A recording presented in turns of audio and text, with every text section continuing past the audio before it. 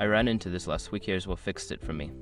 If you need to dispute a transaction on the Ally Bank app, follow these steps to get it sorted out quickly. Step 1. Open the Ally Bank app.